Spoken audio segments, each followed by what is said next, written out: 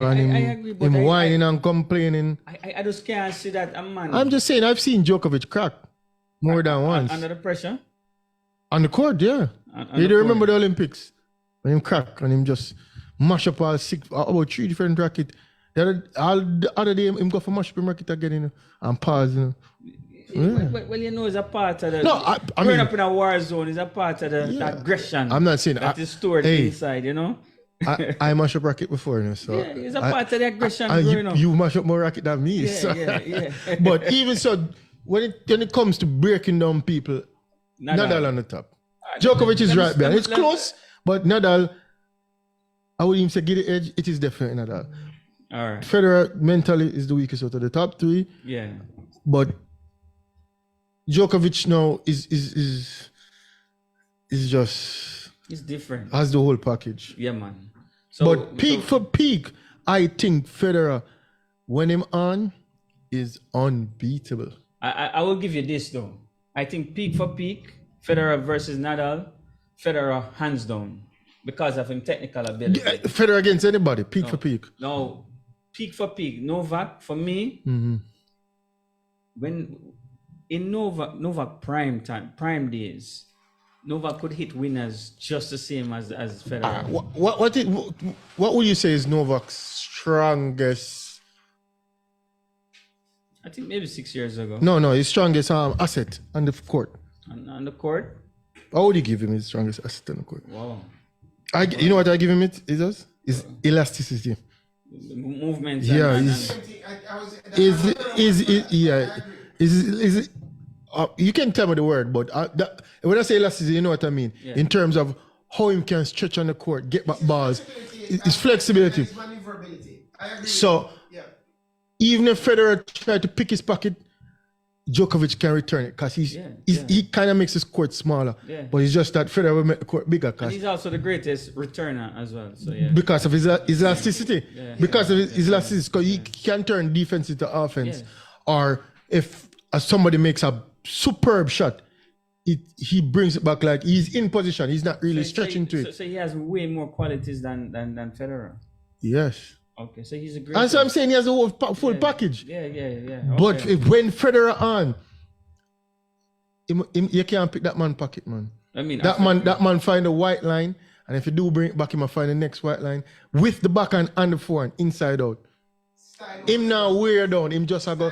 Yeah, so it's style. Okay. So it's more of eye candy then. It's more for eye candy. You ever see Federer do that to any of these guys before? Yeah. In his prime. Against remember when Federer was 16, you know? Anybody ever seen that between Froggy and Peter? You ever see Federer in his prime? Destroy people? Destroying a quality opponent like Nadal. What you call quality? Let's say Nadal. No, you're going to quality now. Nadal is a different breed. I see him destroy people all the while. Okay. Nadal is a golden retriever. Okay, I'm just saying. I see Djokovic destroy Federer. Djokovic destroy people, but I've never seen Federer really destroy. Federer beats you, but in a destroy people way, Djokovic will destroy. Even so, I saw an interview with Nick Kyrgios. The man said Federer, him play against all of them, and him say when Federer play and if you win him on, it's like you don't know what to do. It's like it make you feel like you're out there not even trying. Him say the others, them will more break you down. And be like, all right, you're in the match, but yet you'll be like, yo, this guy tough. Of course, that's what I'm saying. Eye candy. All right. Trust me, it's guys, eye candy. I give you one question for you. Go ahead, Kai. We have to wrap up this segment. Would you say Novak benefited from the decline in Federer?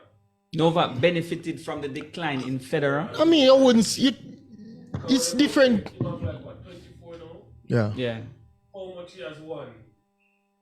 Without Federer and Nadal? He has won a lot. No, but you have to win.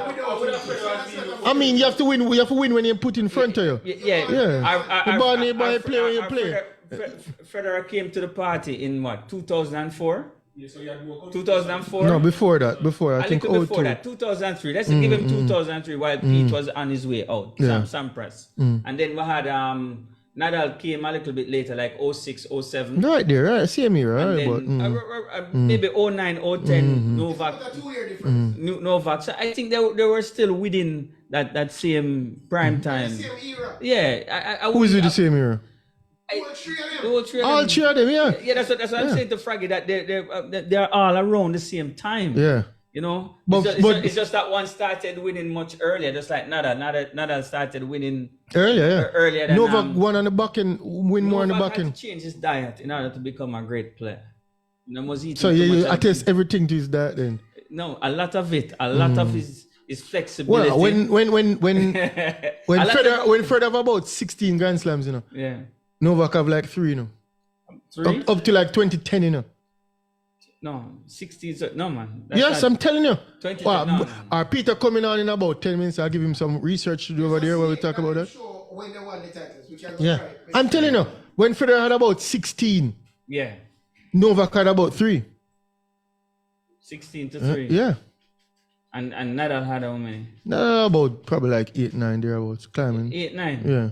Okay. Mostly French. Yeah. Mostly French. Yeah. Okay. And then he developed more and then one Started, more yeah, career yeah. Grand Slam. Because I remember, Nadal made a lot of changes. So when Federer wasn't in prime and dominating, I mean, Novak was there, no? Yeah. So Novak beating up these Medvedevs and these young cats and all these. man, No, Novak I'm pretty just much- saying. No, it's hard to argue against Novak being the goat. I watched It's Novak getting harder. destroy But Federer you're looking, and you're looking hardcore. at just the 24. No, you I'm can't not just looking at just the I'm 24. looking at his overall game, and I've seen Novak. Yeah, his greatest against asset is Federer. his elasticity. That's his Yeah. greatest asset. But when it comes to shot making, the best out of the 3 is Federer. All right. When it comes to all-round package, Federer, Djokovic. When it comes to mental fortitude, Nadal. when it comes to stats, is also Novak. You know, That's what I'm saying. Stats. That's why I Stats say you is can't just very- look at the 24. Accomplishments is very important. I'm not really in keen on stats only. You know. in- That's in- why I watch a sport. medals and I and can. So accomplishment. if you put on the paper and show me, 24, it just stand out. 24 stands out on the paper. No, I'm not looking at 24 is one of my 24. favorite numbers as well too. But you know, I mean, Kobe, just Kobe. So But big it's up. Novak's favorite number too. Yeah, so there you go. Give the tribute to Kobe Yeah. after the. I Yeah. didn't even know that. But close friends. watching the sport, yeah, Of it's course, a of great course. tribute, great tribute. 'Cause you know you have to big up the goat from one goat to the next. You know, I Yeah, the understand. man have the cap, them and the shirt, them everything ready. You know. I mean, of his era, The TE got me all the time. No, you're full of times, you know. No, you have times, you know, you have morning time and All right, night guys, time. we'll have to move on from But- this segment. We'll have to move. All right, finish off real quick. Yeah, Novak 24, Coker first title. Next Yes. year going on, more Grand Slams. I expect Coker to go on. I mean, I don't see Novak. I see Novak winning at least 2 out of 4 next year. So The should question I will round leave up- the people with, and even Froggy and Peter, is will Coca be a one-hit wonder? nah, she won't be out of the corner. You don't think so? Nah. Will she be a one-hit wonder? I don't see any weapons in her, so I'm I just don't wondering. see any reason why she should win any other Grand Slams. So She would. The reason why she's going to win more because the field is weak. The field is weak. Yeah. So she'll be there, and I think she will win more. How Alright, much so more? all eyes on If she Coca wins a lot more, moving she have to forward. improve her game. And we don't want to call her a fluke, right? No, she's definitely not a red corner. She's definitely not a So red we'll give corner. her another year. Yeah. But you want to, before we come off on the tennis, I mean, we've touched on the Davis Cup tie where Jamaica lost to Lebanon. In Lebanon, I mean, 3-0. Would you say this was on the cards based on the controversy and the whole heap of negative press and the whole It might seem a factor. You don't think it have affected the players over there to such a lopsided result? I mean, with this result, one can say that, but even so, Lebanon is a top quality team. Lebanon was in Group 1. Most of their players are ranked 200s in the world, meaning that they have maintained a level of consistency and that rank. I mean, throughout their career. So to even have that rank is not like, oh, I'm 200 now. They've been that rank for some time and been consistent. So we see where Blaze is coming up to that ranking where he's in the 300s, 400s now. So he's climbing. So remember at the start of the year, Blaze was probably like 1,000, and him winning first event. So he's improving. They like the stats. So the stats is that he is improving, and you're going. No, his ranking is closing towards that mark. But these Lebanese players are top ranked players. So to say that this affected it, We can always go to that, but we lost to a top quality team. And Lebanon is a Group 1 team. And the first set, Blazers up 4-1. Was up 4-1. Was up 4 and lost a tiebreak 7-5. So close match. Close individual. Yeah, Roland Flips lost the first set 7-5.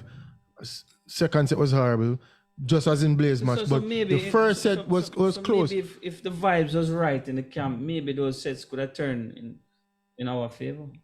Could have.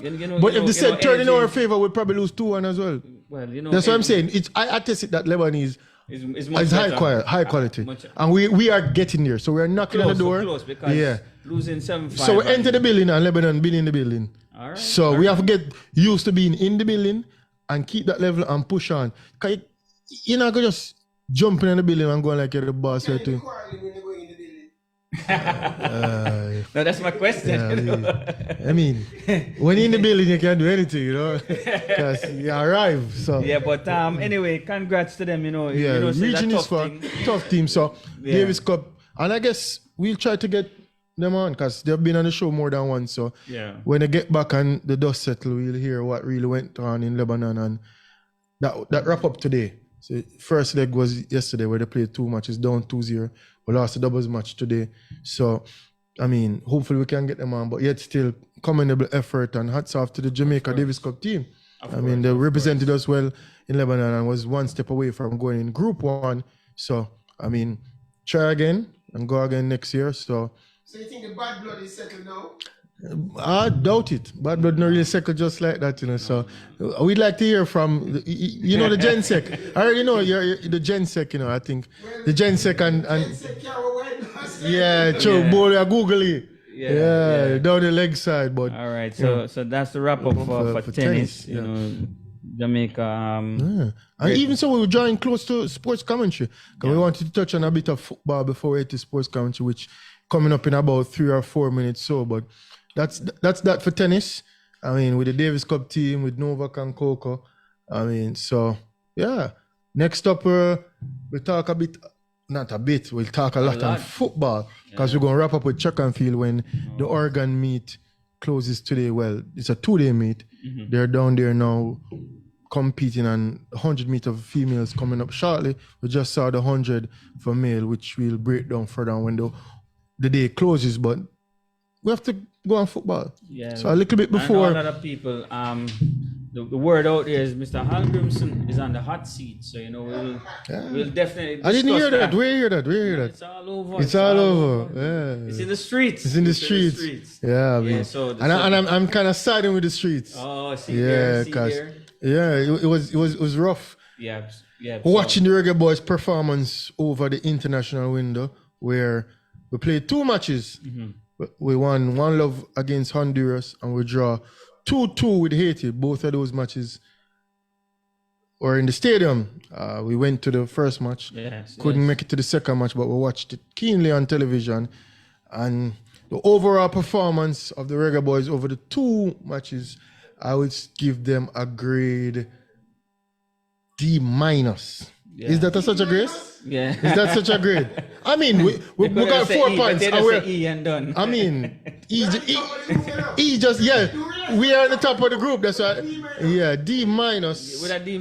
Given the talent and the hopes we have and the performances and the let-offs, I mean, we are on the top of the group. It's really the expectations. The expectations. Based on the quality, I'll call it so-called quality of the players because I have something else to add to that. I mean, it is definitely quality because when you look even so on the front line, we have 4 players in the top flight leagues in Europe. Well, Demar Gray is not Saudi Arabia, but I count him as a top flight player because he applied his trade in the EPL for years. He's now in the Saudi League. But Demar Gray, formerly of the EPL, Liam Bailey, EPL, Shamar Nicholson, French League, Bobby Reed, EPL.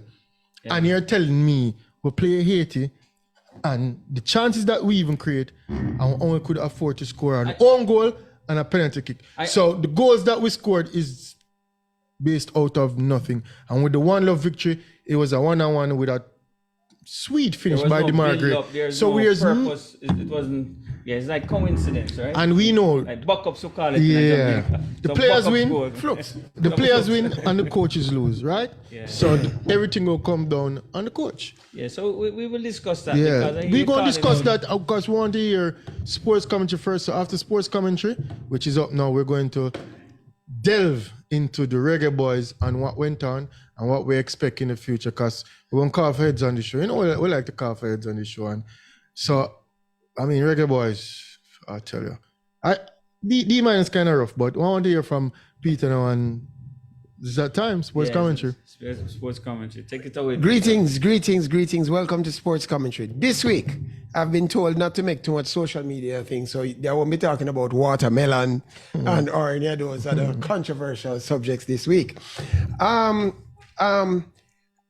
Last week, just before the big finals, I was scoring social media, and I saw one of my friends made a prediction that Medvedev is in the prime of his life and is going to win.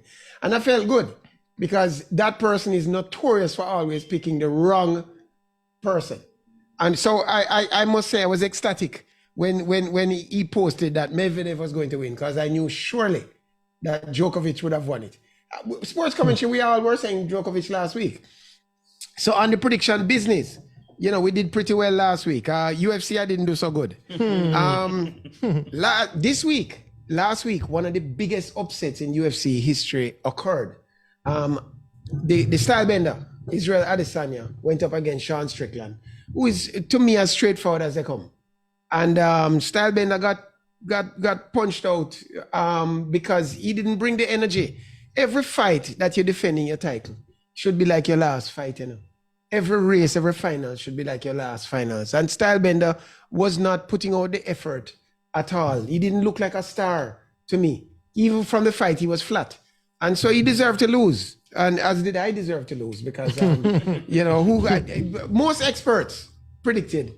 I predicted would have predicted Adesanya. Yeah. There's no way. Yeah. We don't know enough about Sean Strickland to have made such a wild guess that he would have lost. But, you know, I hope they don't give him a rematch, because Adesanya has a rematch clause all the time. And you lose, you should sit out for a while. Allow a new champion to form, because I'm very disappointed. I lost a bit of money on that one. And I apologize to all the fans who lost money betting on me. So, Djokovic, this man Djokovic, he has now established beyond the shadow of a doubt, I think it's indisputable, that he's the greatest player of all time. I watch the goalpost moving now. I hear I talk now about peak for peak. I hear some new talk going on. But the fact of the matter is, the judge of who is the greatest has to be who has won the most slams. What's a Grand Slam? All the best players in the world get together to play. There might be one or two ATP events that also have the same thing.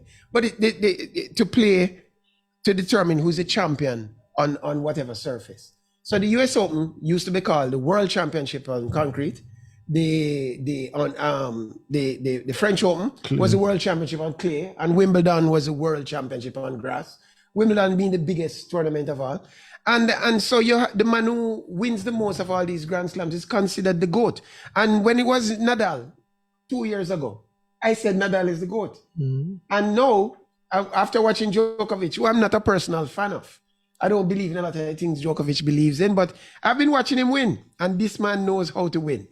Kane calls it elasticity, I call it flexibility. It's the same thing. Yeah. I think that Djokovic is so adaptable. He puts players under pressure because he plays very safe, medium aggressive, and as he's getting older and older with less power, he's gotten smarter and smarter, and he's able to force errors from his opponents. What more can you do? The man make Alcaraz look like, make Medvedev. Medvedev is making unforced errors like crazy against this guy. So we have to give him the credit. There's a man named Tony Nadal, who is all over social media, who is the cousin, the uncle. Of Rafa. And he's saying that Djokovic level is way off. No, it's not way off. His power might be way off. His speed might be way off. But his thinking is way up. And so, a lot of people think tennis is just what you say, the ball bouncing back and forth and people running back and forth. Notice how many times Djokovic wrong foots his opponent. Have you noticed how many times you play the ball and start moving and Jovic always want to send you going against where you're going? It has to do with balance and so on. Why some old players are able to beat young, stronger players over and over. Anyway, there was a debate this week because when I went to watch the women's finals on Saturday, it was all over by the time I went there. And so I posted a simple question in social media. Why don't the women play 5 sets? For my enjoyment, I would have liked to have seen a longer finals. You know, in women's tennis, you can start off serving badly and you lose a Grand Slam. You know, 1 break, 2 breaks, you're out. I think the longer form of the game is a test of character. It's a story that unfolds. People are caught up in the money. And maybe because I said both earn 3 million, why do men only play in 3? But it's not about the money. Some people only see the money. But what I see is the fact that a 5-setter is a movie. It's a saga. You start the game strong, you make a twist, you fight. You can see the guts of Djokovic. You get to know his character when you watch a 5-setter. I know very little of these women players. I know very little about them. Just who made a few mistakes and who is out. And I think that we're doing a disservice to women athletes by not allowing them to show us who they are. Play 5 sets. Some people say it's going to be boring. How we know that? We don't know it. They've been playing 3 sets from 19 how long? If Jamaica had 5 setters, if we had played, if Big Nell had played Lebanon Man and it had gone on 5 sets, the result might have been very different than what we saw. Rather than this quick format that the women are playing and getting a lot of money for. Some people think I've gotten a lot of attacks this week, mostly from women, that I'm fighting against the women getting money. Women very concerned about money, you know. But all I'm asking for is a few more sets, man. I just want to see a little bit more tennis. Can it really be true that Leon Bailey was partying the night before the big match, Jamaica versus Haiti? I saw a video with him doing the drift, and you know, Leon can drift, but at the same time, you know, I saw in the match that his stomach looked a little bit big, his belly looked big, and him and Nicholson both looked out of form. You know, his first touch was horrible.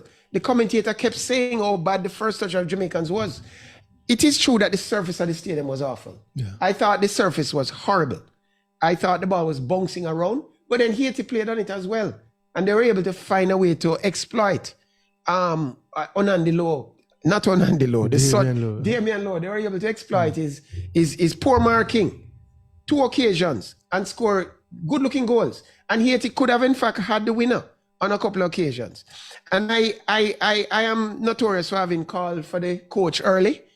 And I serve notice to Hal Grimson that we are watching you very closely, sir, because you have some problems that I have a problem with. Hal Grimson takes too long to make tactical changes in his matches. Hal Grimson, you know, he's too stubborn. I think he's a fan of Leon Bailey, because if Leon is not having a good game, yeah, you need to call him on it.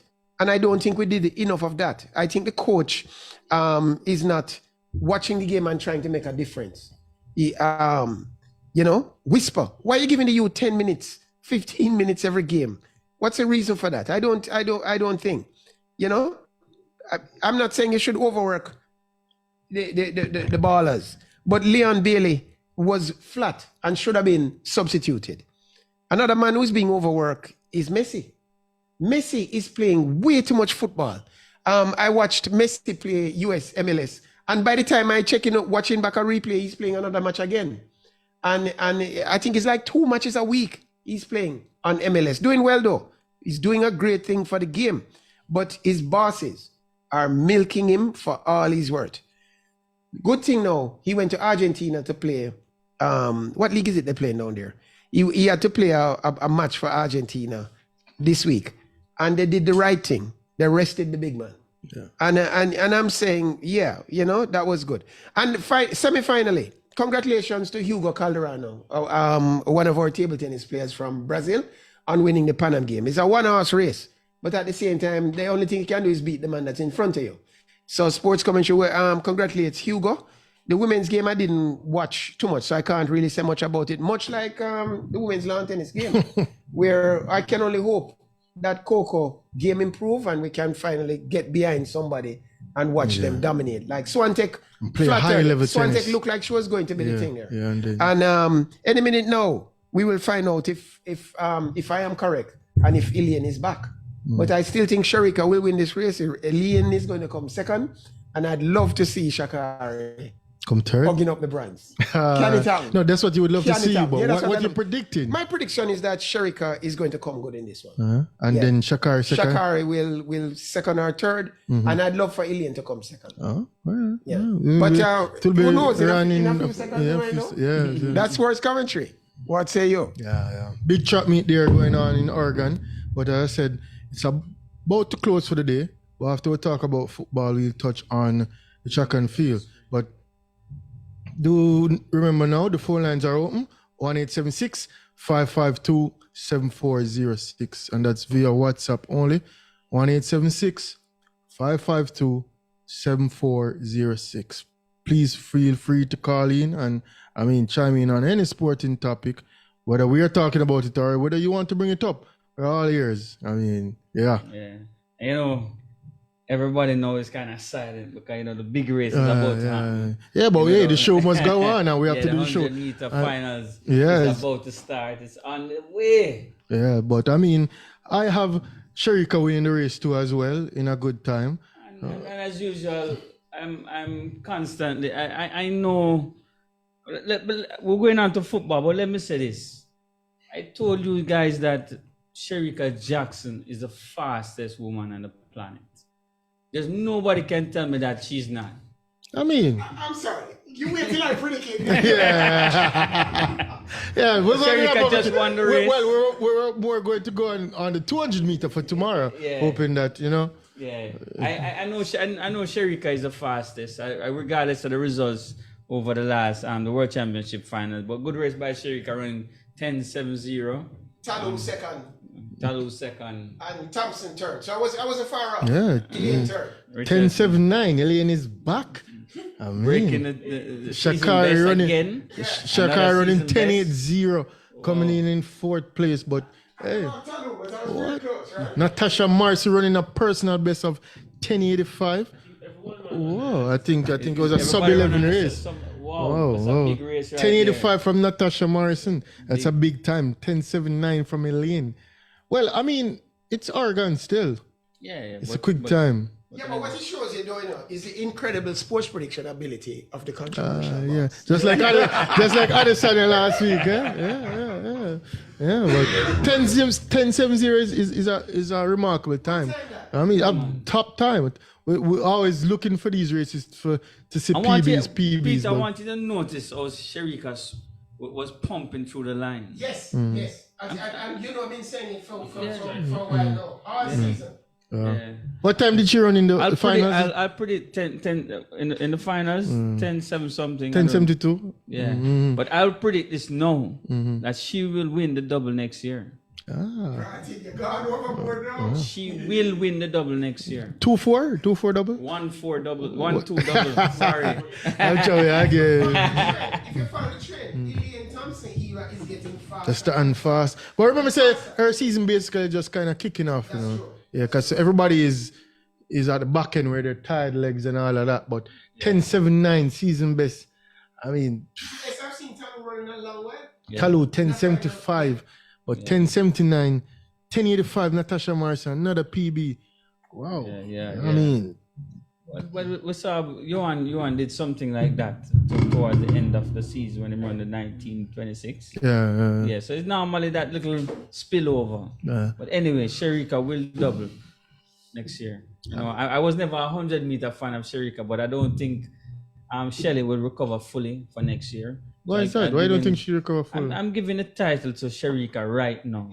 Right now. Right now I'm saying Elaine look like she's back. Elaine? 10-9, 10-8, no 10-7. Back behind Sharika next year. Yeah, man, she's gonna be behind her for next year. Next year time gonna be no quick. Man, Fana have something in store for next year, France. Paris. So friend just yeah, man. put the pot on fire and it a bubble. Yeah. Sherika, so next year it'll bubble over. Sherika all the way. Anyway, we have to go back to our segment. We're gonna touch on our football. Yeah. Coach, Mr. Hal Grimson. Is he on the hot seat, Kane? Yeah. Is he on the hot seat? I definitely think so. Do you think he will survive? Earlier in the year I was saying give him time with the whole Gold Cup and being new to the team and the whole culture of it and all. So tell me what you see he's doing wrong. One or two of the things then that you see that he's not doing as a coach. What is he doing right? Okay, so that's he's just picking the players based off a name, and there's no much system out there. But really and truly, we need to shop basically, because we will get players. I wouldn't call it really shopping. Everybody out there, we need a creative that midfield. Our problem is the midfield. Yes, we need a creative midfield. Not only the midfield, we have other problems, but I think that we have people that we can plug into these positions more available. Like for instance, right back. I think that what's his name? Javier Brown is lacking and has gotten a lot of opportunities. And even the 2 goals came from his side. Damien Lowe and Javier Brown is leaking on that side. On that side, I agree. But where we can plug in and put Bernard, we can put in Gregley, we can put in.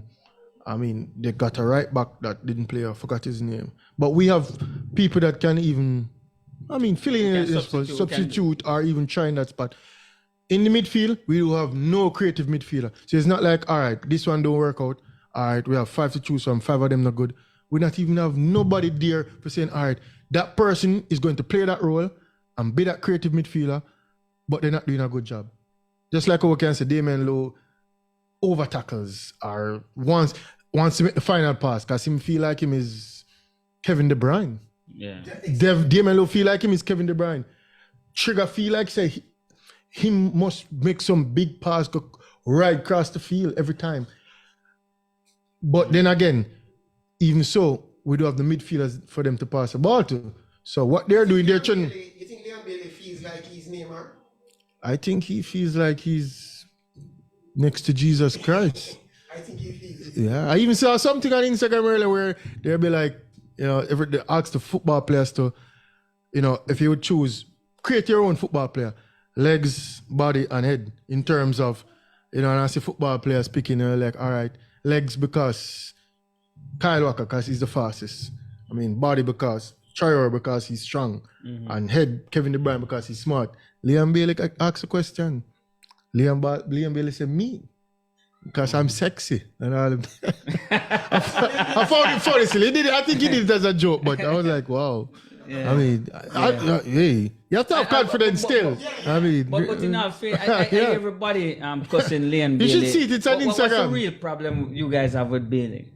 I hear everybody cussing. What's the problem you have with Bailey, really? It's high expectation. Yeah. We have an expectation on Liam Bailey. Because remember, he's basically the crown prince, We expect him to be penetrative and to square the ball and so on. We expect him to be that aggressive, overlapping kind of midfielder. Or even so, create chances. And he's not doing anything. He's not creating chances. He's not taking chances. He grabbed a penalty against the USA and cost us the Gold Cup. Yeah.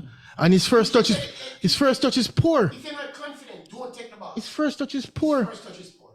Okay. His passing is so against Honduras. Mediocre.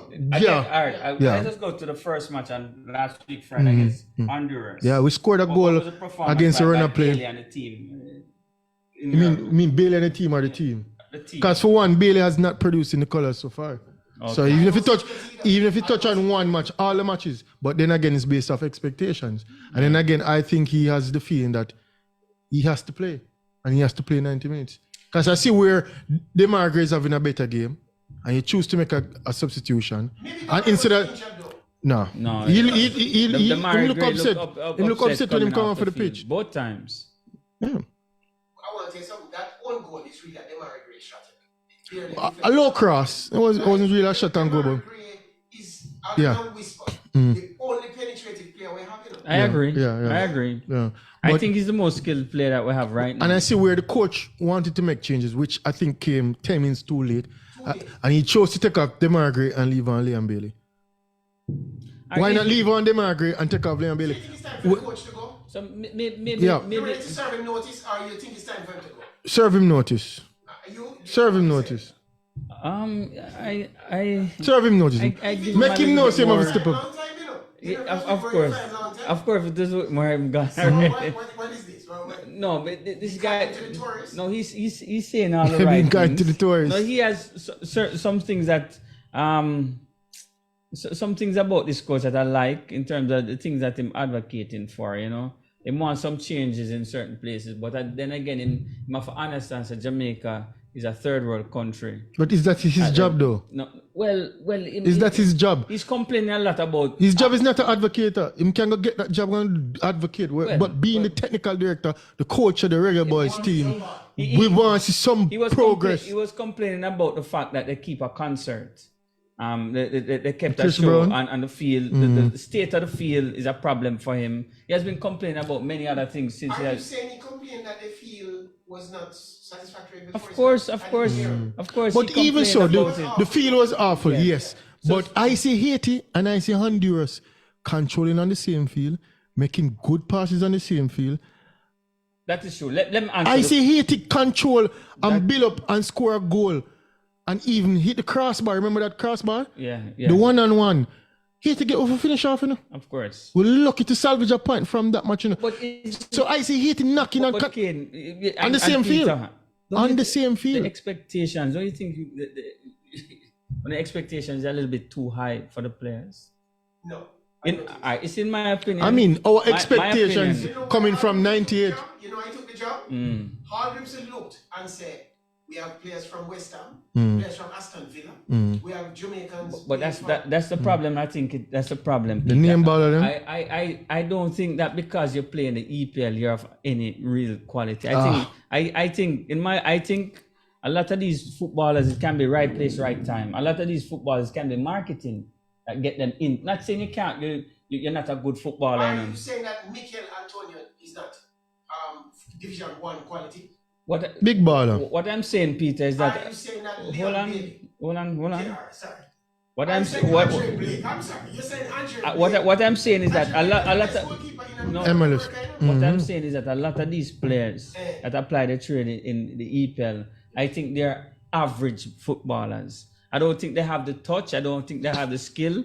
I think that a lot of them, you can find yourself into an EPL, getting a contract to this by marketing or being in the right place, right time. Probably growing up in England, and you just come to a system, and then you find yourself getting promoted. Because I didn't think Ricardo Fuller was our best football player. I thought he was. Without I thought Peter, Wiley Boo is one of the greatest footballers Peter, not Ricardo Fuller, sorry. My mistake. Ricardo Gardner, sorry. Oh, sorry. Can you just say At the time when Ricardo Gardner... I apologize, Ricardo Fuller. I apologize.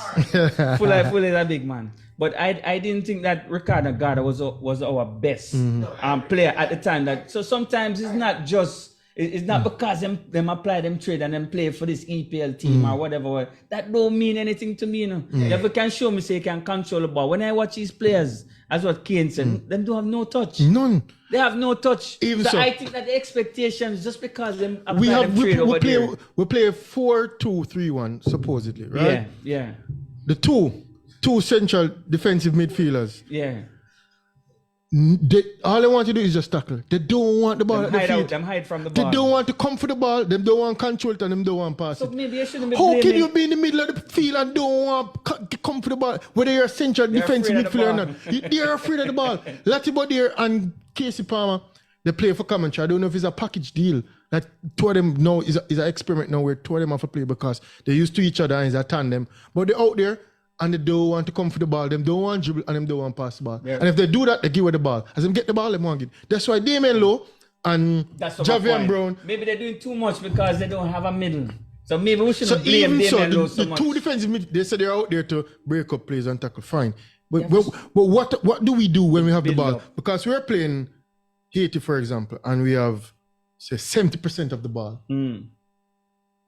So they're breaking up tackles. We have the ball, you know? So what kind of tackle them I break up then? Exactly. So you tell me, say you have played football for so long, in a system, as you said, the same system where you and you tell me, say, you can't come for a ball or say, hey, come. They're afraid of the ball. Control the ball and pass the ball. And I can bet we can get The sole play things will go out there for tackle and break up play. the Mike said we're not Crazy, professional man. footballers, but I can bet you if we get Alan Skillcole or any known local footballer, they would tell you the same thing. These guys are overrated. Yeah. They don't have skill and they don't have touch. And a lot of them, as Kane said, they're afraid of the Remember ball. what Hector Wright said when him broke him left foot, left foot. Him start training right foot. Him have to train him right foot, and then him realize when him get back to full fitness, him prefer use all him right foot. Yeah. When the ball come on the right foot, it's like him glad and him start kick out the 2 foot. You think these players spend the time? You telling me say you cannot play football for so long? What's the name of this place? Dolly, what them call it? What the Sundays? Dolly Sundays. I don't think they have the time. They're not spending enough time on the craft. On their craft. I don't think they're drifting. You think too much party? I'm not saying that. That's not straight from the topic. But that's not straight from the topic. But I think that we are putting too much expectations on some of these footballers, and I think these football. I'm not saying they're not decent footballers, but I'm thinking that we're expecting too much from them based on the club that them play for. I can tell you this, Peter. You know this to be a Shamar fact. Nicholson get 2 point blank chances. Right now, marketing. How can he be a striker in the French League One? Yeah. No man, him gone to French League now. Him play French League. Shamar Nicholson get 2 point blank chances, and the keeper not even make a save. Yeah. So you mate, but you're forced to keep to make a save. So, I see you control no matter which pitch you play upon. I guarantee if you put Skillcole out there now at age 70 and you kick a ball to him, the ball will go there and foot. Him not on a pace, him not on, because him old now and out of that. But certain things, because them spend time, I play the football and them work on them craft. Yes, that's what I think it is. I see Ronaldinho play the other day, some like a church thing, and Mr. the man flick a ball and make a pass. Mark you, them out there moving at 3 miles per hour. They obviously they're slow, but certainly they're not as but the high. touch is still there and the brain is still why there. You think that is? Yeah, they worked at the thing when they were younger. If I don't play table tennis for 5 years, yeah, you're still gonna have your touch. And I come back and play for 2 days. Yeah, certain touch don't leave you because of time on the board and develop that. Yeah. All right, so the field, but I miscontrol. See, you miscontrol 10 times. You heavy touch. You go some push about the ball way out there, sir. As I said, that's my take. So I think you're on a point where we are actually expecting too much. I think so. And we are overrating the players that we have out there because of the club they're playing for. And we should accept that, hey, we get 4 points from these 2 matches and we are top of the group. I think so. Coach Grimmy, on top of the table, getting results. Yeah. Gold Cup semifinals, One Love versus Honduras, 2-2 versus Haiti. Don't drop points up to now, so pretty much a good track record so far. I mean, it's just that. Can we get USA for beat and a beat? Yeah, it's just that but Gold Cup, in fairness, though, same penalty with Peter the top. In reality, though, this team cannot qualify for World Cup. They can. I don't think they can qualify based on how they're playing. I don't think we can beat Costa Rica. No, I'm telling you, I don't think they can beat Costa Rica. I don't think they can beat Panama. And they're gonna have problems with the lesser teams as well, because you don't see where's the build up in terms of score goals. Where's the build up? Where's the with all those own goal and penalty? Yeah, okay. Brilliance from Demar Gray. So unless we expect for be okay with giving Antigua 6 love or playing Barbados and with St. Kitts and winning 5 love 6 love. The coach need to find at least 2 to 3 good decent midfielder and see if the team can play better. One love will beat Honduras. Yeah. And a Demar Gray flick on from Bobby Reed, Demar Gray, solo goal, individual, good finish. But against Haiti own goal, PK. And a penalty. Yeah, well. And Haiti get chances. Haiti hit the crossbar. Haiti get a 1-on-1. Haiti finish off 2 good build-up plays. Although Damon Lowe laps. Me see the man bounce Damon Lowe. The man that go side Damon Lowe and bounce Damon Lowe and Damon Lowe drop a ground, Boy, I don't want to tell you what's like a ripe breadfruit, I'm like, but first things first, your defensive position was poor. Yeah. You not even try to recover and try to get back goals and are forced the man while the man bounce you easy off and you drop a ground just bluff so. Bluff. Boy. People. And then now the next goal, I don't know, is weird. My elbow or something. Yo. But anyway, people. Our listeners before we go to Frog in Five. We're not beating down the reggae boys too much or coaching about, but I'm just highlighting that I think we're expecting too much. And I think him get enough time to coach Grimmy did it for a while now. Yeah. And I said, we can't really change the players, you know. I'm the coach, you can change. Because you're national, but we need to shop for a creative midfielder. I don't know him to Ravel, I don't know him to Tyreek, I don't know him to Lamar Walker. I mean, we'll get Casey Palmer, we'll get Lottie Bodier, we'll get a lot of English-based players or born players. And we don't get a creative midfielder. What about a creative coach? Well, we need to shop for a creative coach then. We need a creative coach too. All right, time for Frog Game 5, but before, we have to big up the listeners again. Big up to all the listeners on Primal 4K app, 50 FM 96.7, Facebook, YouTube. And I mean, after Frog Game 5, do remember the phone lines are still open. We'll run that number by again after Frog Game 5. But again, big up to all listeners out there. And hey, keep the show going and buzzing. Froggy, tell us what's up in 5. I'm here again, another Frog in 5. Boy, my dear, the reggae boys are weird. But I'm not going to talk about football right now because it's upsetting. So let me just talk a little bit about the NBA. Because we know NBA is like 1 month away. And we realize there's a new rule, which I still not quite understand. Really understand the whole rule about this PPP. So they call it Player Participation Policy. And I think Dale alluded to this a couple months ago, say that these star players need to start playing more and stop faking injuries and not playing in these matches. And I think the NBA has now clamped down on it. They have an 82-game regular season and the players need to come out and play. These so-called star players who are the ones that named in NBA All-Star games for the past 3 years or so. So they need to start playing a little bit more, especially these back-to-back games. They only can rest 1 out of the 3. If you have 3 star players, only 1 can be rested at any given time. And I'm wondering to myself, is this a little bit too late? Or a little bit too early?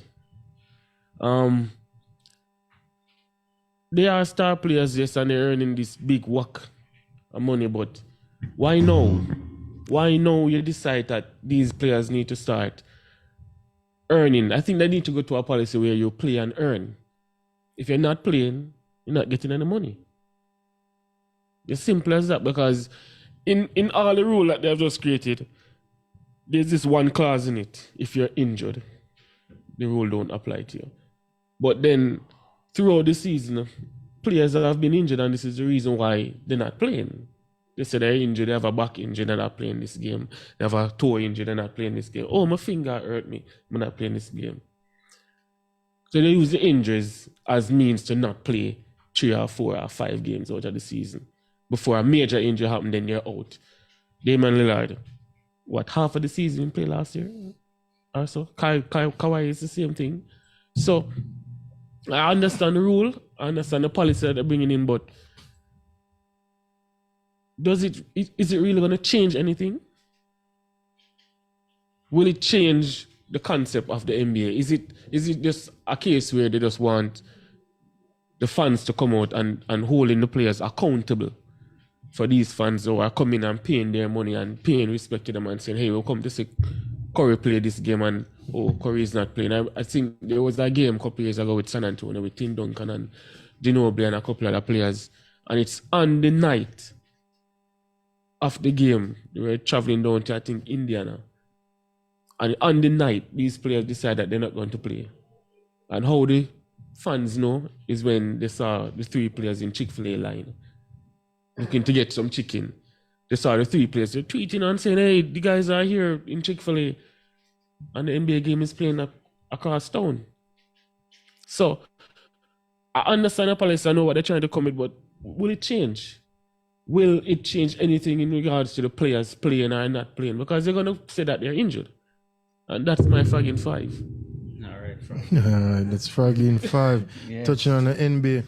Well, I have to look deeper into the player profile policy, is it? Player participation. Player participation policy, and how it really works. Probably more so when the league starts and what it really entails. I mean, I'm not too versed on I see the noise and I see what they're trying to do, but how it really applies, because sometimes players need rest. Players are definitely injured. They feel a tweak. And I mean, you don't want to force it and then in the back end, you're out for the rest of the season because... But look at it from the fans' point of view. But even so, look at it from the athlete's point of view, because the season, the load to play 82 games over a season, although back in the day, you used to have more players doing it, but... They did it, but it didn't last as long. They didn't last as long. So, and the basketball and the muscle group... What you prefer, though? As a fan, a hard-working man, and you have your family, carrying your family to the game, and you buy, how much for a ticket? Maybe $200-300 for one ticket. And the player doesn't... And the player... You buy a hot dog, and you have to buy this, and you buy that, and you come to watch Jordan, and you see Jordan. Where's them? Chick-fil-A. Tough luck. Is a tough thing? Tough luck. But tough luck. But you know, yeah, but what if the player is injured? I mean, I think that if a player isn't injured, he would want to go out there. So even so, I don't know what's in the player's mind. Like, can't bother today. Yeah, if that's the case, then I mean, he should be held accountable for. But these players jump up and down, run up and down the court. I mean, the pace is faster now, eh? And then back-to-back nights and traveling. Remember, say every night basketball playing. Yeah. You don't necessarily play every night, but every night there's basically a match. Those guys used to travel back then too, you know? Yeah, but I'm just saying they're under extreme duress.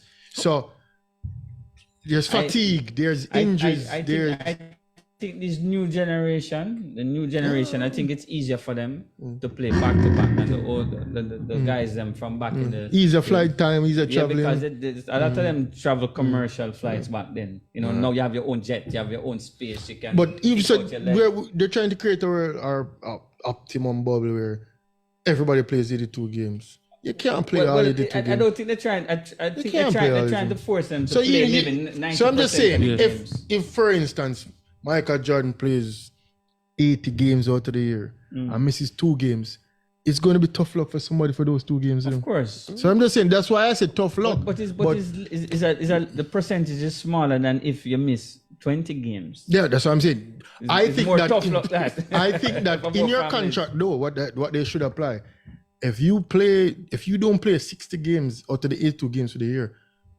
I take back 10% of the money you get for the year. Your annual salary. You have to take back some of the money. Because I'm paying you to sit down on the bench and you're collecting money. How much percent is that? 10? No, I think you take 30. I agree. I just throw a random figure out there. Yeah. But I'm just saying. You take a good bulk of it. You take a good bulk of it. Yeah, I agree. Because these players are making crazy money. If you're injured though, if you're genuinely doctor, injured. surgery, out, fine. Yeah. But I agree. And even so, you probably still take something. Because I'm playing it to be just do what. Yeah. That money can be help run the organization. And some. I think the rule, as you said, the rule might tweak a little bit as they go along, but it's a start. You see the salaries these guys getting now? Yeah, I see the salary. So making 30 million a year. These new players are mollycoddled. Mm-hmm. 30 these players. I mean, I know the superstars making between 40 and 50 million a year, but I see some average players making 30 million a year, 25 million a year, 20 million a year, 50 million a year. Yeah. And are you not playing? Give me back some of my money. No. Yeah, help run the organization and help get somebody else who is probably more willing to play the games or so. But even so, I said, looking from a fan standpoint, looking from an athlete standpoint, looking from an owner standpoint, I think that everybody wants to be out there and play. But you can't have an optimum. Ben Simmons won't be out there and play? I don't think so. Well, you have anomalies, because I don't know what Ben Simmons up to. I get your point. I agree. Everybody want to play. But as I say, I'm glad to see an introduction on a new rule. Yeah. It's always good to see them try to tweak the thing and make it a little bit more we know that injuries are part of sport. And of course. Sitting out and resting. Don't look on Messi. Imagine I fly up now and get an Inter Miami ticket, buy my Messi jersey, all of this will cost me over $1,000 US, Yeah. And then Messi don't play.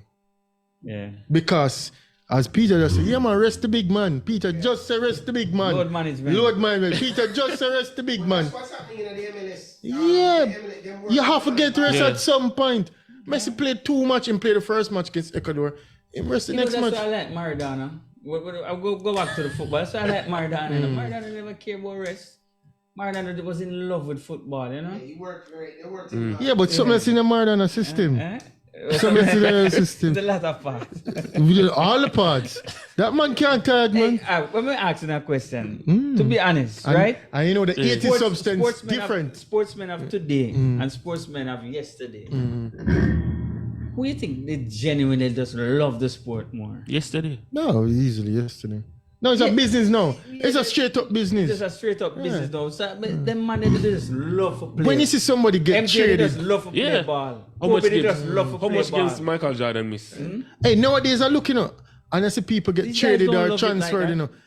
Oh, I always dreamed of being a Laker. I always dreamed of being a Galactica. Them go to the next one. Oh, I always dreamed of being a Milwaukee Buck. Nobody dreams of being a Milwaukee Buck, but I always wanted to play alongside the Greek Freak, or you go down by. I always wanted to play in the Serie A. Oh, I always wanted to play in Denmark. Nobody in a real again, yeah. Man. A Brazilian go somewhere. You don't say you come from Brazil, you know? Yeah. And you get, I always wanted to play in the Champions League. No matter which team, you know. Yeah. Just want to play Shakhtar Champions Donetsk. League. Oh, it's a dream come true. And Glasgow Rangers. Oh, and once them transfer and go next team.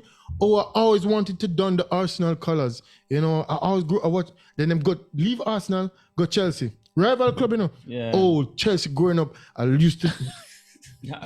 Everybody used once you go somewhere, you love it. So back then, you play because you just love it. You just love play. it them time. Yeah, no, it's more of a business, but hey. You might still have one. I think Messi love football. Oh no, Messi's. You have 1 and 2. I don't want the new era people that genuinely still love what them Messi do. is football. And I think Messi still love football. A lot of guys out there still love it. But hold on. Them asked Thierry Henry a question one time. Say like, if you weren't a professional footballer, what would you be? Oh yeah, I remember that question. You know what Thierry Henry said? I'd be an amateur footballer. Yeah, man, I love football. The man said, I don't see myself doing anything else. Yeah, it's like, I just have to be playing football. The man said, I'd be an amateur footballer. Yeah. So it's a different breed. Some people, them say, no, you know what, I'd probably be in banking or finance. You know? They don't love it. No. But let's just stay on the topic of football. Because back to the Reggae Boys? Oh, God. All right, we can go back to the Reggae Boys for a bit, but I wanted to touch a little bit on the female football. You know, we always have to keep them in the loop. Yeah. Because, you know, they're on the rise now. And yeah, they have a match next week. I think they have a match next week in the National Stadium. Yeah, I do. On the 22nd. Yeah, I'm listening to Peter in the background.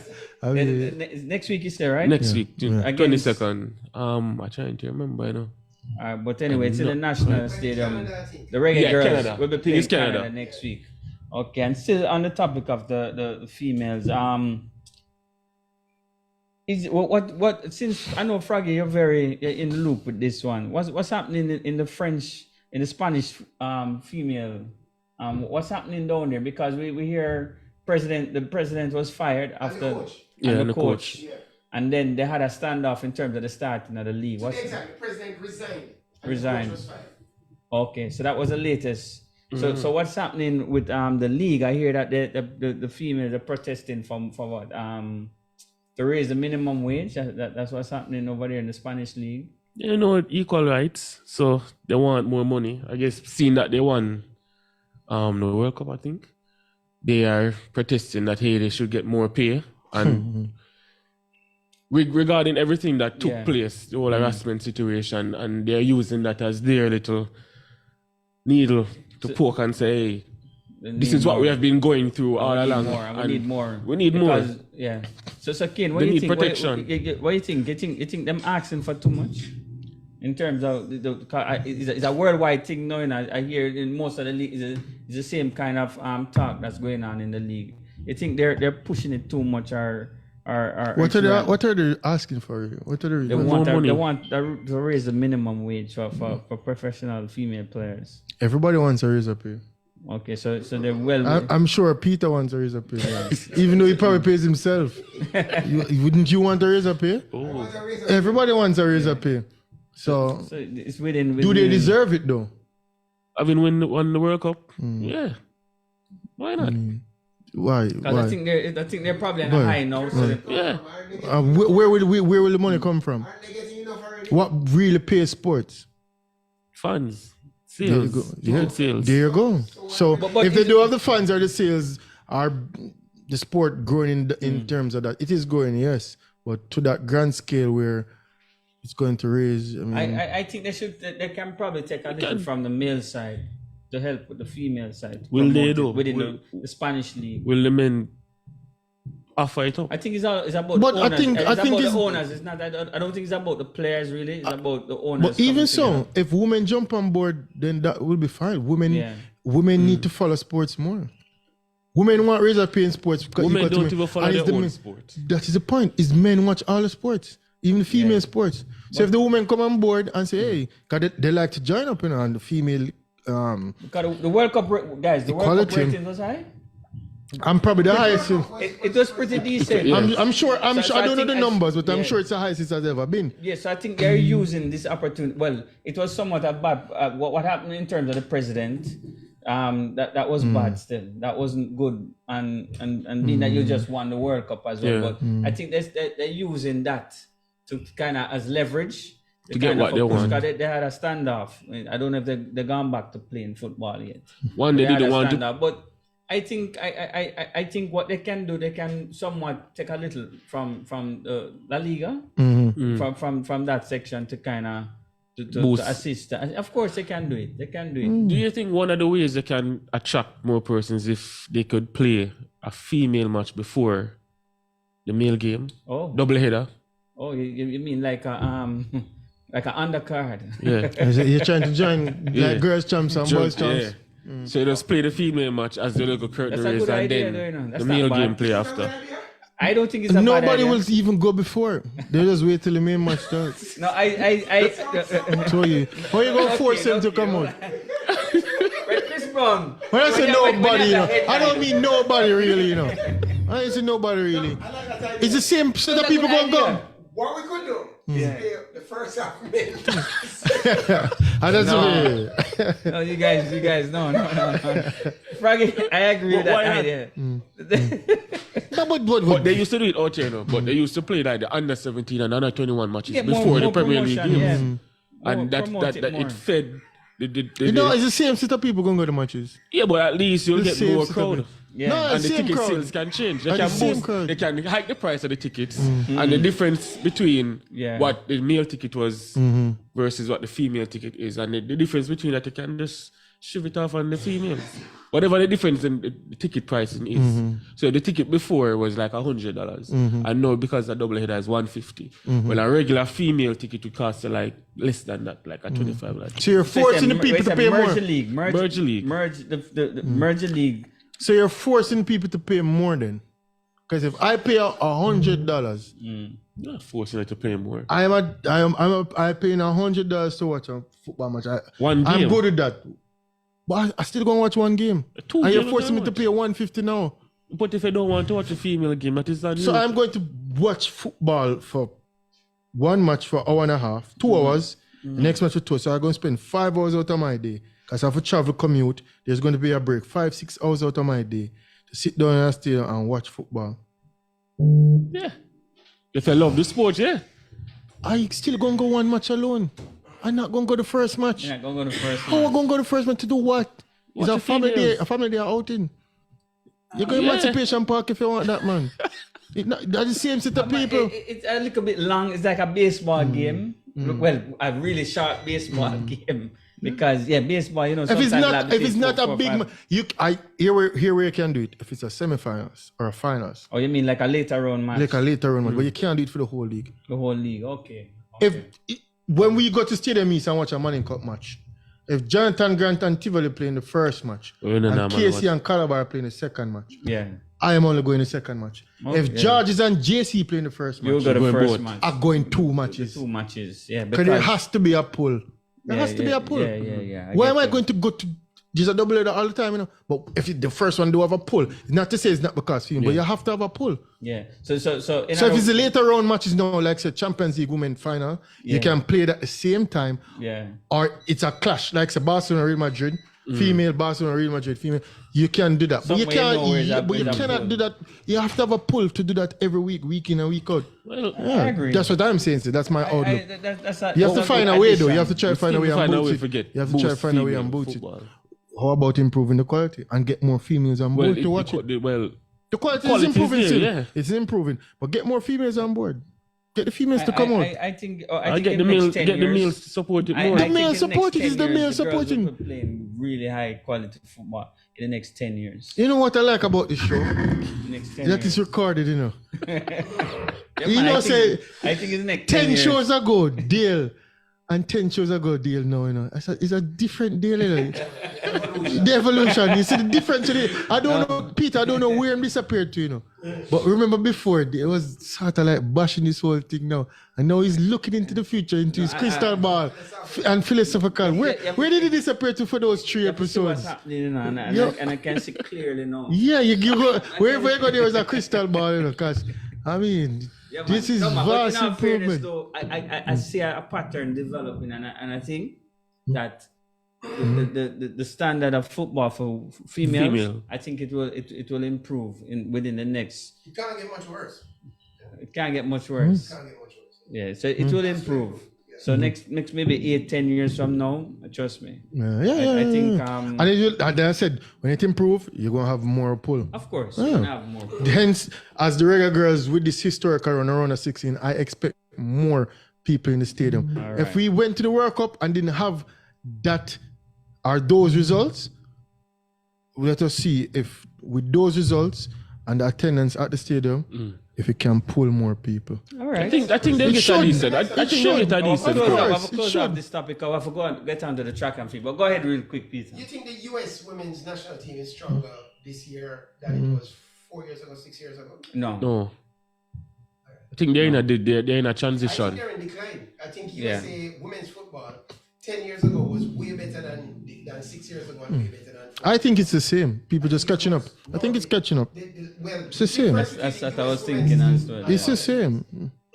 I think it's the same. You think the rest of the world is catching Even up? if it fall off, it's not that drastic or that much. It's the same. I think it's the same high level. It's just that we have higher level countries playing. What do you think about the whole social part of a country, like what women are allowed to do? I think America was a leader for that in terms of allowing women to play sports and to be out there. So maybe Kane is right. Maybe they were ahead of the game. I'm usually right still, than the rest of countries. Because, you know, America is an advocate for all equal rights and women being allowed to do whatever they want to do. Yes. You know what I mean? And a lot of countries, they didn't have that policy. You know, so maybe America was just the leader at the time. So now the rest of Europe and the rest of countries and so forth catching up. They're catching up. Asia as well, catching up to. They're catching up. In terms of the level of football, female football. I don't see the level as, well, okay. They're catching up. Just like as I said, the Pakistan and Indian in the javelin, you know? You saw the Japanese team? Yes. Unfortunate that they got knocked out early. But did you see the Chinese team? The Chinese. They were more organized 8 years ago than now. I agree. China women's football team was top 4 in the world. Yeah, I agree. 8 years ago. But guys, we gotta move on from this now. We'll have to discuss track and field. We touched a little bit on the race earlier. So, what's your take on the Diamond League today? I mean, with the few events that ran today, we saw the 400 meter hurls men. We saw the 400 flat for men. 100 for both male and female. Triple jump female. Javelin male, couple of field events, but with the ones with Jamaicans, they were definitely highlighting I want to look at. I mean, but even so, we have to touch on both 100 meter, male and female, and we see where Coleman ran a world lead 9.83, second Lyles 9.85, Omaniala third, same time 9.85, fourth Kishane Thompson 9.87. You and Blake further down running over 10 seconds. Kishane Thompson again running 9.87, and as Peter said last week, he seems to be the real deal and looks like the real deal. I mean, Akeem Blake false start in the race, but Kishane Thompson with these string of times and in that camp, which the camp he's in, and you know, tweak a little things, stronger finish and all of that, but running 9.8 from a child we saw where he ran 9.9. He's a consistent sub-10 runner, and one for, let's say the future, but no, because the season is coming to a close. But next year, provided that he's fit, coming in the 4x1s, running the flat 100, this time can be on the podium. He can be on the podium. Oblique Seville, but I don't see Oblique Seville running much on the circuit he even seems to before. have I think he has some form of injury. Well, they're always injured. Maybe it's that little niggle or whatever. Yeah, but even before that, we never really see him much on the circuit. We never see He's much not normally on the circuit. But with him, Oblique Seville, Kishane Thompson, Akeem Blake, I mean, Ron Watson, I don't know if that time was, I won't say a fluke, but he can't. It doesn't seem to be producing it later on in the season. But yet still, we have to look out for him again next season. But top race, 4 men running sub 9.9 must be an elite race. 983, a close race. The winner of that race, and I think Coleman. I think Coleman will be the man to beat next year. Gotta be Noah Lyles. Because I think when it comes to big meets, you expect big runners. I think Grant Holloway will win Diamond League after Diamond League. Christian Coleman? Age. Yeah, but I think Noah Lyles will be the man to beat. In the 100. Yeah, in any race him run. I think Christian Coleman's start is just too good. And if he's in shape, I don't see anybody beating him. I think Noah Lyles is the man to beat. Christian Coleman is a 9.7 runner. 9.79. He's a 9.7 runner. 9.83, 9.79. He's about his peak now, but Noah Lyles is more learning the event, and I think next year he'll be better at the event. This year, possibly, yeah. And who is the world champion? Yeah. And you know, Noah Lyles is talking about world champion. Yeah. You know what burns me? When I have to sit here and watch NBA and they have world champion on the head. Big up Noah Lyles for that. Him get rating points for that. Yeah, man. Calling them out. Yeah, man. A lot of people buzzing, and plus I think it can highlight track and field more. And because people wondering who is this Noah Lyles, and he should be highlighted because he's the man. Of course. Of track and field. He's the man. 1, 2, 4x1. He is the star. Yeah. So I mean, I'm going to go on as a I said, limb. no publicity is bad publicity. I'm going to go on a limb and say Kishane Thompson. I think come next year, if he continues, he's going to be hard to beat. You say you're going out to the limb, go out on the limb and say what you want. Kishane Thompson. Kishane Thompson for what? Go out on the limb. For the 100. Say what you're saying, man. Olympics. Say what you're saying. Jamaica. I want him to say it. Go out on the limb. You say you're going out on the limb. No. Bulky, man. Bulky. I'm kind of, and you think he need more arm drive. Yeah. But yet still, I said, which is I think that improving, he can improve. It's going to be hard to beat next year. Okay. You're not going to tell him. Say I'm what going to tell him one thing I like with Kishane Dale. Thompson I like for the Olympics. One thing I like with Dale, you know. Yeah, them thing the Dale say. Back in the day, Dale. Now him turn guru now, philosophical, you know. So. No, man, I'm going for Kishane Thompson. He's improving. I like what I say. I have to see more from him. I like what I see, but I have to see more from him. I'm not going out on no limb right now with him. In the rounds. A championship kind of event where you have to do rounds and even so winning races. You notice him not really win the race. No win the race yet. Yeah. We're running fast times, but you don't win the race. The wins will come, man. The win will come. One thing, you know, you can run 987, you know. I mean, you run 991 and win a race round, so you know, it's different. That bigger, you know. Yeah. So as I said, when with your take last week, it's not about time, you know. Not time. It's about winning, you know, performance and passing the post, you know. It's no matter which sport, which event. It don't matter the time. With him, with Peter can have a bad knee, and when him go out there, him know say a war. I say, you know, so Peter is a wily veteran. I bring Peter for him, because guess what? He know for winning, him do it already. Not because the next man in better form or but him use the old facts mentality or what have you. Kishane will improve. But I'm just saying, yes. Kishane But I'm saying these times are good, but I want him to see him winning races. I prefer him to run slow and win the race. All right. When you see a star field line up like that, just like how you say Coleman a while ago, I have to pull up my socks. Because what Coleman do a while ago, win the race. I don't care, it's 983. Coleman is known for winning. It don't matter the time. Him just beat a star-studded field. Him could have run 10.1. The field is level in the male sprint. So I'm saying with Kishane Thompson, yes, him running fast. You want to see him win some races. That's a good point. I think so because Oblique Seville winning the races. No. That's why. Yeah. The fourth place. Let me say this too, Kian. You have to win races, man. Because if we're gonna look I feel if we're gonna look at times, Froggy, for real, because you had a take last week. If you're gonna look at times over performances, that means Asafa Paul would have been the greatest sprinter of It's all not time. times alone, you know. I'm looking at right now, you know. You'd have to put Asafa as the greatest sprinter of all time. You know why? The times. He has the most of some Yeah. tens. Yeah, but with Kishan, it's not the time. It's gradual improvement. He's I'm improving. talking about your take last week still, you know. Not jump on yourself. Yeah. With time.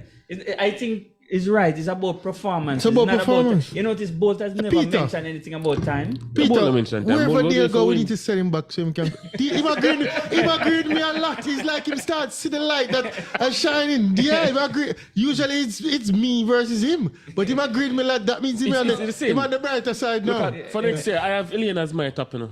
For Why? Olympics. Alright, so let's move Why? on to the She's improving. We have two. And Improving? I never wrote her off, you know. I not busy about improving. You know why I would go in the lane? Elaine is champion. Champion of pedigree. Why me not go with Shelly?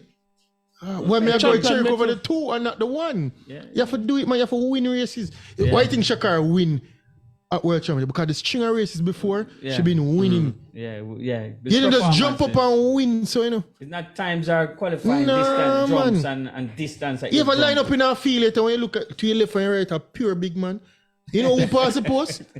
The bigger The man. big man pass the post. And him not busy about time. Because you got to have man that I underperform. was able to predict just seconds before the race with unerring accuracy the results of the race. Did you guys notice that? He didn't say Alright, anything about Sherika it. tomorrow. Sherika tomorrow. 200. We're looking forward to 200. that tomorrow. What's the prediction for that too? Let me come and No, let us forget the performances because we know who win already. Let us talk about the time now. Time. She's breaking the record. It's Oregon. It's a fast track. Fast track. Will she get an assistant? I was doing some technical studies on the track and the surface and all these things. The wind speed, the race is likely to take place just as it's getting dark. And the wind will probably pick up, we'll probably have a tailwind of about 1.2 meter per second. She'll come closer to the world record, but won't break it this time think around. she'll break it. I'm sorry. We should run a PB. No, we wish she'll break it, but she won't run a PB or thing. She'll be a little winded because she put out, it's the first I've seen her put out good effort with Shakari in a race. And therefore, I think she might be a little winded tomorrow. I'm going to check with my sources on the ground before I make a prediction. But I still predict that Sherika will win the race tomorrow. 21-5. Without too much competition. But 21-5. she won't be breaking any world records. No, I I'm think sorry she won't break it. to tell the Primal audience. Because, you know, I don't want to be the bearer of bad She have a news. tailwind though, Peter. I think she can go 21-39. With a 1.2. My calculations show that she won't break the world record. I think she's going to break it tomorrow. I don't think so? I don't think she'll break it. I think she's going for it.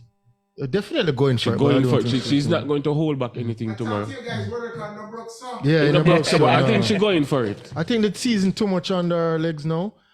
I mean, I think she kind of peak out for the season. Yeah. And I think another 21-4 is on the cards, no matter what the I've seen one man go for a world record and running, and I was both going for the world in the 200. Yeah, 1919. He was watching the clock and trying to run it, but outside of that, I've never seen it run that way. And Bolt is a beast. But tomorrow we have that to look forward to. Yeah. And I mean, coming Guys, up in the week, time. We have to wrap up now, you know. coming in the week, we don't even touch on Man U's debacle and God, their man. demise. I mean, but hey, track and field, NFL next week on the horizon. We have more football to talk about. I mean, sports, one thing with sports, it's always playing. We had a great summer and we're looking forward to, after summer you have fall? Yeah. After summer is fall? Yeah, it's fun. Fall. So we're in fall, right? We're into the Yeah, fall. yeah. So we're not fall, but we're into the fall before the winter and all that. But a lot of cards, and again, tomorrow we'll look forward to that big race with Sharika Jackson. So all in all, I think it was a good show. We Yes, covered yeah. a lot. I mean, a lot of sporting topics, but again, we have to come to a close. But next week we'll be here, same time, same place. I want to thank all the listeners and viewers out there on 96.7 Fit FM. Also the Primal 4K app, Facebook and YouTube. I want to thank you guys for continuing to support our program here, Primal Sports. Have a good evening. I'm your host, Dale. And I'm Kane the Sharp Watson. And O'Neal One Prime. And the controversial one over there. Yeah. Mr. Young. So one love from the Primal Sports section. We'll see you next week. Same place, same time. Big up.